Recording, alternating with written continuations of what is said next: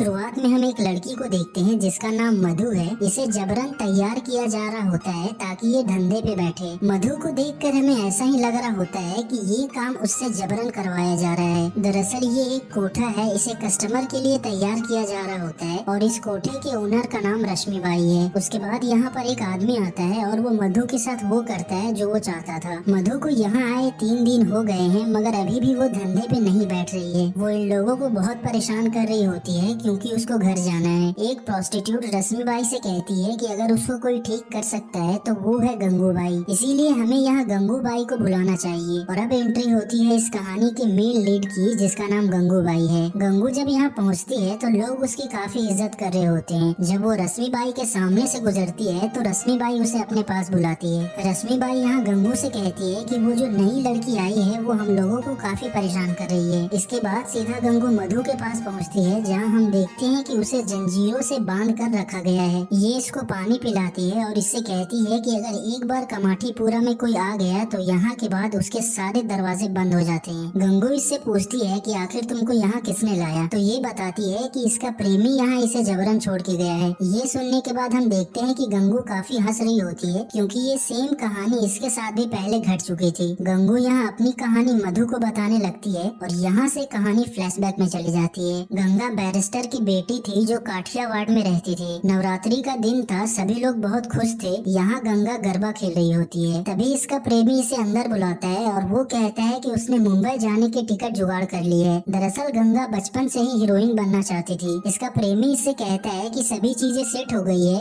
इसको देवानंद के साथ मूवी में काम करने का मौका मिल रहा है। गंगू ये बात अपने घर वालों को बताना चाहती है मगर इसका प्रेमी इसे मना करता है कि ये ऐसा ना करे क्योंकि अगर इसके घर वालों को पता चल गया कि गंगा मुंबई जा रही है तो हो सकता है कि इसके घर वाले इसे जाने की इजाजत ना दे। इसीलिए इसका प्रेमी जिसका नाम रमनीक है वो मीठी मीठी बातें कहकर इसको अपने जाल में फंसा लेता है और फिर यहाँ से ये ट्रेन पकड़कर मुंबई के लिए रवाना हो जाते हैं। गंगा को क्या पता कि वो जिससे प्रेम करती है वो ही उसे अंधेरे में धकेलने ले जा रहा है। गंगा को गिल्ट फील हो रहा होता है कि ये घर में बिना बताए सभी को रमनीक के साथ मुंबई जाने के लिए चल पड़ी। पता नहीं इसके बाबा इसे माफ करेंगे भी या नहीं। मगर रमनीक इससे कहता है कि अगर तुम हीरोइन बन गई, तुम्हारे 2 फिल्में आ गई तो तुम्हारे बाबा क्या पूरा काठियावाड़ तुम्हें माफ कर देगा। इसके बाद रमनीक इसे एक घर में लेके आता है और गंगा से ये कहता है कि ये इसकी मासी का घर है। गंगा को यहाँ का माहौल बिल्कुल भी ठीक नहीं लग रहा होता है, इसी यहाँ कुछ अजीब अजीब सा फील हो रहा था। रमनीक गंगा को फिर समझाता है, इसे बैठाता है और वो कहता है कि वो मासी से मिल के आ रहा है। लेकिन अफसोस रमनीक फिर दोबारा कभी यहाँ लौटा नहीं। दरअसल ये एक वैश्या खाना है और रमनीक यहाँ इसे बेच कर चला गया। यहाँ इसकी मुलाकात शीला मासी से होती है जो इस कोठे की ओनर है। शीला यहाँ इसे धोखे से कमरे में बंद कर देती है।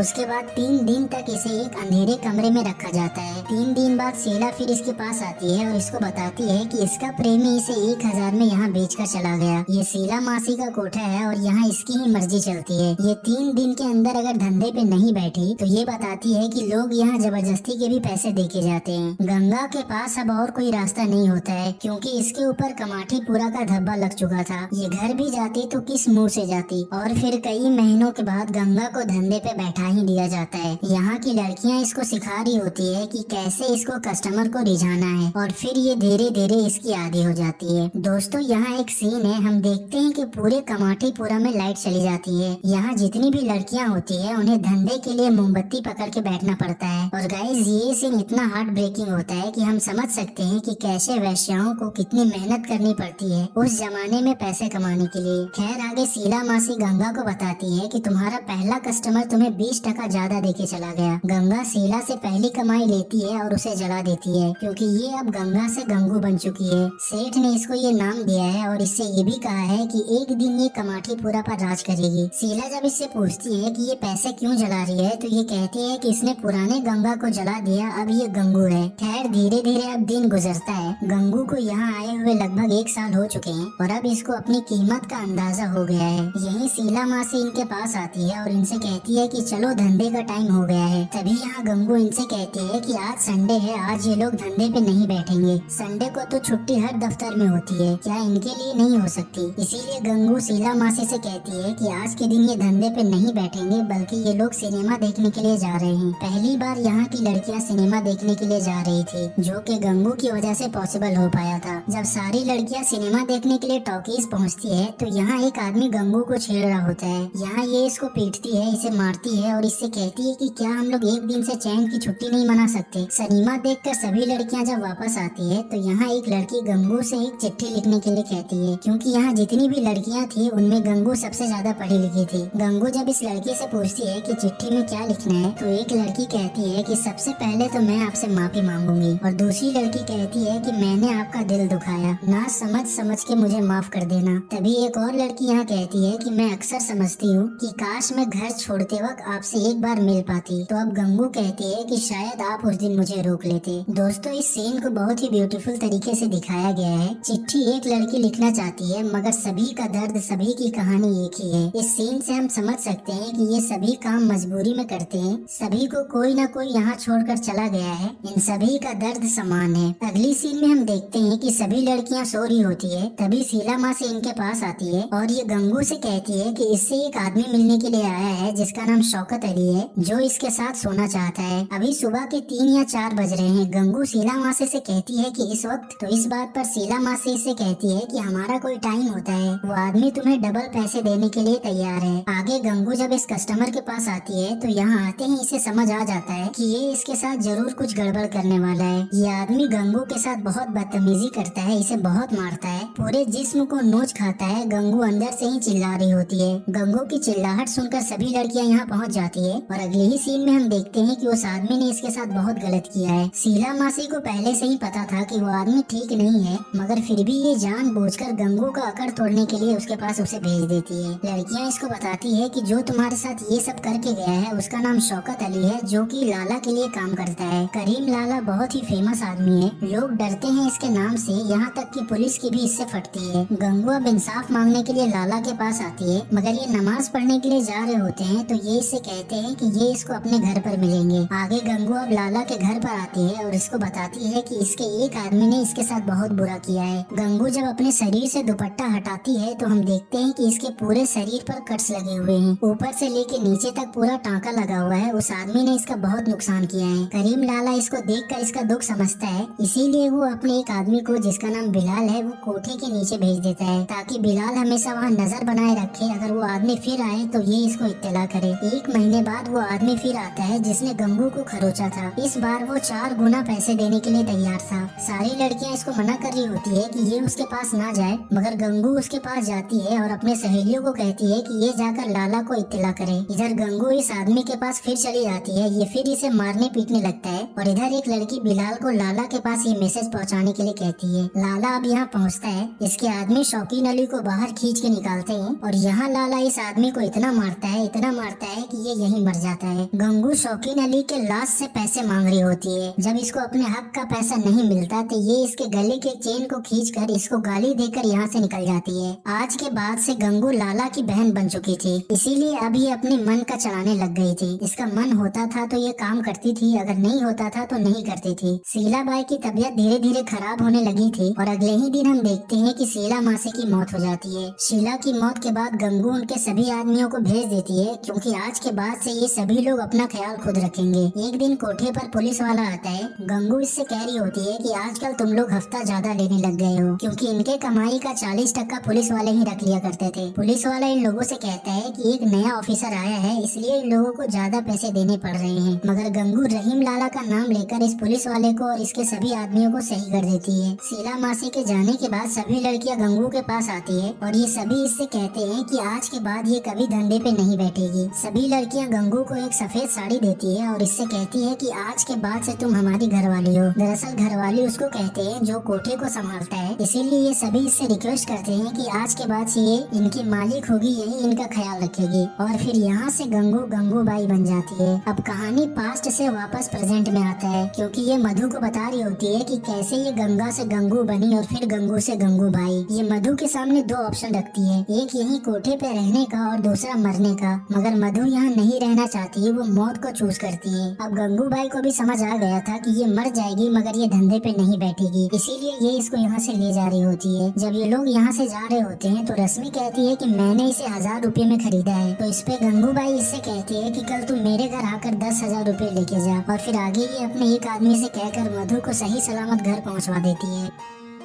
सीन शिफ्ट होता है और अगली सीन में हम देखते हैं कि एक लड़का जिसका नाम रजाक है, ये गंगूबाई के कपड़े का नाप लेने के लिए इनके पास आता है। मगर यहाँ गंगूबाई रजाक को देखते ही पहले नजर में उसको दिल दे बैठती है। इसके बाद इनकी केमिस्ट्री थोड़ी आगे बढ़ती है। ये यहीं नीचे से हाय हेलो करता है और ऊपर से गंगा भी इसके साथ इशारों इशारों में बात करने लगी। धीरे धीरे ये दोनों काफी करीब आ जाते हैं और ये गंगू को उसके ही कार में उसे कमाठी पूरा घुमाने भी ले जाता है। आगे हम देखते हैं कि एक आदमी इसके पास आता है और इससे कहता है कि इलेक्शन काफी नजदीक है, इस बार का इलेक्शन किसी तरह गंगू जीतना चाहती है। दोस्तों, ये इलेक्शन कमाठीपुरा के प्रेसिडेंट पद के लिए होता है। कमाठीपुरा का प्रेसिडेंट बोले तो बड़ी घरवाली, और बड़ी घरवाली मतलब जितने भी यहाँ घरवाली है उनका मालिक। अगर गंगूबाई बड़ी घरवाली का इलेक्शन जीत जाती है तो पूरा कमाठीपुरा इसके अंदर आ जाएगा। लेकिन इसका जो कम्पिटिटर है वो है रजिया बाई, और रजिया बाई लगातार बड़ी घरवाली का इलेक्शन जीतते आ रही है और उसको हराना आसान बात नहीं है। हम रजिया बाई को देखते हैं जिसका मोहल्ले में काफी नाम है। ये इलेक्शन का कैंपेनिंग कर रही होती है, मगर गंगूबाई को भरोसा है कि इस बार का इलेक्शन तो यही जीतेगी। ईद का दिन होता है, इसीलिए गंगू रहीम लाला के लिए सेवइयां लेके जाती है। लाला जब इससे पूछता है कि ये किस काम के लिए आई है तो ये बताती है कि इलेक्शन सर पर है, इसे कुछ पैसे चाहिए। जब लाला इसको पूछता है कि इसको कितने पैसे चाहिए तो गंगू इनसे कहती है कि इसे इनसे पैसे नहीं चाहिए, बल्कि इनका जो कमाठीपुरा में शराब का दुकान है ये उसका ओनरशिप मांग रही होती है। मतलब कि कमाठीपुरा में लाला का जो शराब का धंधा है, अगर गंगू ये धंधा संभालेगी तो इसे हो सकता है कि इससे काफी फायदा हो। लोग जब इसके कोठे पर आएंगे उनको हैंड टू हैंड शराब मिल जाएगा तो इसका मुनाफा तो डबल। मगर लाला इसको यहाँ मना कर देता है क्योंकि ये गंगूबाई को बहन मानता है और कोई क्यों चाहेगा कि उसकी बहन शराब के धंधे पे बैठे। मगर यहाँ काफी कही सुने के बाद लाला इसके बात से एग्री कर जाता है क्योंकि गंगू के इरादे नेक थे। दोस्तों, अगर आपके मन में सवाल है कि गंगूबाई इलेक्शन क्यों जीतना चाहती है तो वो इसलिए कि अगर ये इलेक्शन जीत जाती है तो कमाठीपुरा में जितने भी औरतें हैं ये उनके हक के लिए लड़ेगी, उनका हक दिलवाएगी जो पहले कभी वैश्याओं को मिला नहीं है। खैर, अगले सीन में रजाक गंगूबाई से मिलने के लिए आता है। गंगूबाई यहाँ नहा रही होती है। यहाँ ये दोनों अपने प्यार का इजहार एक दूसरे से करते हैं और फिर यहाँ ये दोनों गले लग जाते हैं। फिर यहाँ से ये दोनों काफी घूमते हैं, रोमांस भी करते हैं और जब रात होती है तो गंगूबाई फुल पी के टाइट होके अपने कोठे पर आती है। ये काफी नशे में होती है। यहाँ रजिया बाई के आदमी इसके पास आते हैं और इससे कहते हैं कि रजिया इससे मिलना चाहती है, मगर गंगू साफ मना कर देती है। रजिया बाई का आदमी यहाँ औकात की बात करने लग जाता है। गंगू को ये देखकर उस पर गुस्सा आ जाता है। ये उसको लात मार कर यहाँ से भगा देती है। रजिया बाई पुलिस से कहकर गंगूबाई के कोठे पर रेड मरवा देती है, मगर ये पुलिस वालों को दुगना पैसा देकर उनका मुंह बंद करवा देती है।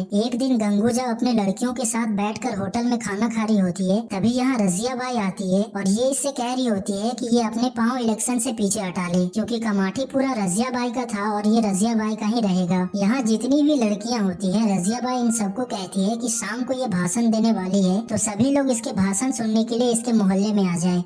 लेकिन गंगूबाई चलती है एक चाल, वो अपने मोहल्ले में पर्दे पर देवानंद का फिल्म लगा देती है क्योंकि उस जमाने में पर्दे पर फिल्म देखना काफी बड़ा बात माना जाता था। बस क्या था, कमाठीपुरा के जितने भी लोग होते हैं वो सिनेमा देखने के लिए इसके मोहल्ले पहुँच जाते हैं। इधर रजिया बाई का पूरा कुर्सी खाली ही रह जाता है, कोई भी इसके भाषण सुनने के लिए नहीं आता। जब रजिया बाई देखती है कि इसका भाषण सुनने के लिए कोई नहीं आया तो ये काफी गुस्सा हो रही होती है। तभी यहाँ गंगूबाई आती है और यहाँ आकर ये रजिया बाई को खूब ताने मारती है। लेकिन रजिया बाई भी कम नहीं थी। ये कहती है कि रजिया बाई को हराना और कोठे पे डोली लाना दोनों ही आसान बात नहीं है, ये नामुमकिन है। अगली सुबह जब गंगू छत पर से कपड़े उतार रही होती है तो ये देखती है कि एक लड़की पिंजरे में बंद है। दरअसल ये एक वैश्या की बेटी है, इसीलिए इसकी माँ नहीं चाहती कि कोई भी गैर मर्द की नजर इस पे पड़े क्योंकि इसकी माँ इसे धंधे पे नहीं बैठाना चाहती। इसीलिए ये इसको अफीम चटवाकर इसे पिंजरे में बंद कर देती है। इस लड़की की माँ गंगूबाई से कहती है कि इसकी शादी की उम्र हो गई है, ये इसको जान से मारना पसंद करेगी मगर इसको धंधे पे कभी नहीं बैठाएगी। ये सुनने के बाद गंगू के दिमाग में एक तरकीब आता है। ये इस लड़की की शादी रजाक से करवाना चाहती थी, इसीलिए ये इसका रिश्ता लेकर रजाक के घर में जाती है। रजाक शादी के लिए साफ इनकार कर रहा होता है क्योंकि गंगू को पता है कि ये तो मेरे से प्यार करता है। बातों ही बातों में रजाक के जो अब्बू होते हैं वो गंगूबाई से कहते हैं कि एक कोठे वाले इसके घर की बहू कैसे बन सकती है। तो गंगू रजाक के आंखों में आंखें डालकर इससे कहती है कि बिल्कुल सही कि एक कोठे वाले इस घर की बहू कैसे बन सकती है। ये सब इसलिए कर रही होती है ताकि इलेक्शन में इसको फायदा मिल सके। रजाक गंगू से पूछता है कि क्या ये तुम्हारा आखिरी फैसला है, क्या तुम इलेक्शन के लिए मुझे कुर्बान कर दोगी। तो इस पे गंगू कहती है कि कमाठीपुरा के औरतों के हक के लिए ये 100 रजाक को कुर्बान करने के लिए तैयार है। फिर इसके बाद कमाठीपुरा में वो होता है जो किसी ने आज तक सपने में भी नहीं सोचा था। रजाक बारात लेकर कमाठीपुरा आता है। कोठे की जितनी भी लड़कियां होती है ये सारा नजारा अपनी आंखों से देख रही थी। फाइनली इन दोनों की शादी हो जाती है और अगले दिन इलेक्शन का रिजल्ट भी आ जाता है और होता वही है जो हम सबको पहले से ही पता है, गंगूबाई इलेक्शन जीत जाती है। इलेक्शन जीतने के बाद गंगूबाई कमाठीपुरा के सभी औरतों का शुक्रिया अदा करती है। इन लोगों के सामने ये काफी अच्छी स्पीच देती है। यहाँ की सभी औरतें इसको अपना नेता मान चुकी थी। राजनीति में ये गंगूबाई का पहला कदम था। पूरे 12 साल बाद ये अपने घर में फोन लगाती है तो इसको पता चलता है कि इसके पिताजी नहीं रहे। इसको अपनी माँ से पता चलता है कि इसके पिताजी इससे इतनी नफरत करने लग गए थे कि जब वो मरे थे तो उन्होंने गंगा जल भी नहीं लिया था, क्योंकि गंगा जल में गंगा का नाम आता है। अगली सीन में हम लाला को देखते हैं जो गंगूबाई को अपने पास बुलाता है। यहाँ 2 आदमी पहले से ही मौजूद होते हैं। दरअसल ये कमाठीपुरा को खाली करवाना चाहते थे, क्योंकि कोठे के पीछे एक स्कूल है। ये लोग नहीं चाहते कि कोठे का गंदा असर स्कूल पे पड़े। इस बात पर गंगू इनसे कहती है कि अगर पीछे स्कूल है तो उस बात का अच्छा असर कमाठीपुरा के मर्दों पर क्यों नहीं पड़ता है। खैर ये सब एक फ्रॉड था। उनके जाने के बाद लाला इसको बताता है कि ये लोग स्कूल की आड़ में कमाठीपुरा को खाली करवाकर वहाँ पर बड़ी बड़ी बिल्डिंगें बनाना चाहते हैं। लाला इन आदमियों को संभाल लेगा, मगर गंगूबाई को स्कूल के मसले पर ध्यान देना होगा। मामला कोर्ट कचहरी तक भी पहुँच सकती है, मगर गंगूबाई कमाठीपुरा के औरतों के हक के लिए लड़ने से कभी पीछे नहीं हटेगी। स्कूल वाले गंगू के खिलाफ प्रोटेस्ट करना स्टार्ट कर देते हैं। इनका एक ही मकसद होता है कि ये लोग कमाठीपुरा को खाली करवा दें। गंगू को फिर एक आइडिया आता है। कोठे के जितने भी बच्चे होते हैं ये उनको अपने साथ लेकर स्कूल के प्रिंसिपल से मिलने के लिए आ जाती है। दरअसल ये यहाँ इनका एडमिशन करवाने के लिए आई हुई थी। ये इनसे कहती है कि तुम्हारा स्कूल यहाँ 20 सालों से चल रहा है, मगर कमाठीपुरा 100 सालों से चलता आ रहा है। यहाँ एक रिपोर्टर भी मौजूद था जो कि प्रिंसिपल का इंटरव्यू लेने के लिए आया था। गंगू जब प्रिंसिपल से कहती है कि कोठे के बच्चों का भी शिक्षा का अधिकार है तो ये रिपोर्टर गंगू से काफी प्रभावित होता है। इसीलिए अगले दिन ये रिपोर्टर गंगूबाई से मिलने के लिए गंगूबाई के पास आता है। इसी दौरान वो सारी लड़कियां जिसका एडमिशन गंगूबाई ने उस स्कूल में करवाया था वो सारी यहाँ आ जाते हैं, क्योंकि प्रिंसिपल ने उनको स्कूल से निकाल दिया था। गंगू इस रिपोर्टर को अपने साथ इन लड़कियों की फोटो खींचने के लिए कहती है और इसको ये फोटो मैगजीन में पब्लिश करने के लिए कहती है। अगले दिन कोठे पर एक लड़की की मौत हो जाती है। ये लड़की गंगूबाई के काफी करीब थी। इसकी मौत से यहाँ पर सभी लोग काफी दुखी थे। इसको जब यहाँ से ले जाया जा रहा होता है तो गंगूबाई कहती है कि इसके पैर को कस के बांधना, क्या पता किसका ईमान कब डोल जाए। वो रिपोर्टर फिर आता है जिसको गंगूबाई ने मैगजीन में अपने फोटो छापने के लिए कही थी। ये गंगू को दिखा देता है कि इसकी फोटो मैगजीन में छप चुकी है और पूरे दुनिया में इसके चर्चे हो रहे हैं। ये रिपोर्टर इसको बताता है कि यहाँ पास ही में एक रैली होने वाला है। अगर गंगूबाई को अपनी हक की बातें रखनी है तो वो उसमें आ सकती है। अब गंगू उस मैदान में पहुँच जाती है जहाँ नेता लोग भाषण देने वाले थे।